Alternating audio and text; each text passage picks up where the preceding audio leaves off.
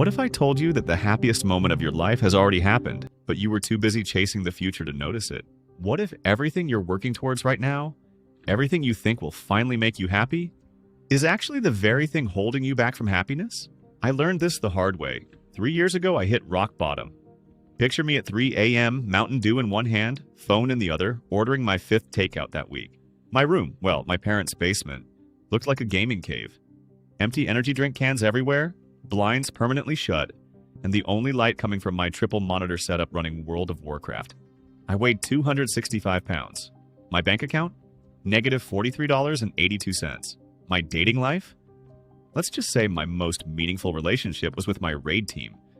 But here's what I told myself every single night before falling asleep. Once I lose the weight, get a job, find a girlfriend, and move out. Then I'll finally be happy. Then my real life can begin. But then something clicked. I started small, really small, switched one Monster Energy for water, walked for 10 minutes around the block, applied for 1 job per day. Each tiny victory felt amazing. My heart would race every time I hit submit on a job application. I'd get this weird flutter of excitement when I managed to walk further than the day before.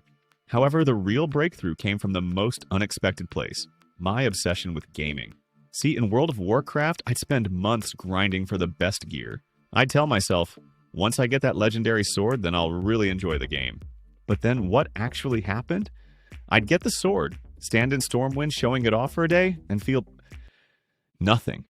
The fun was never in having the gear, it was in the adventure of getting it. Fast forward a year and a half, I'd lost 87 pounds, had a decent job, found an amazing girlfriend, moved into my own place.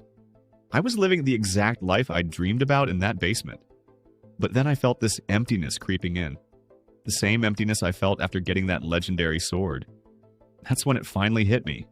I was happiest during those first walks around the block, heart pounding, legs shaking.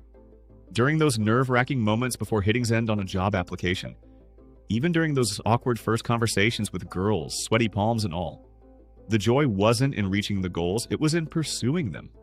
Here's the mind-blowing part. You know those people you follow on Instagram? The ones with the perfect bodies, dream jobs, and seemingly perfect lives? I guarantee you they're either feeling that same emptiness, or they're already chasing their next goal. Because that's the secret nobody tells you. There is no finish line. There's no point where you suddenly unlock permanent happiness. So what's the solution? 2 things. First, always have something you're actively pursuing. Maybe it's learning to cook more than just microwave meals. Maybe it's finally reading that book that's been sitting on your nightstand. Maybe it's learning 3 chords on that dusty guitar in your closet. The size of the goal doesn't matter. What matters is having something that pulls you forward. But then here's the bigger truth, and this is crucial. Stop waiting to live. That voice in your head saying, I'll be happy when it's lying to you. The life of your dreams isn't waiting at some future milestone. It's waiting in those small moments of progress, in those tiny victories, in those heart-racing moments when you're pushing just slightly past your comfort zone. Tomorrow morning, you could wake up and start living the life of your dreams.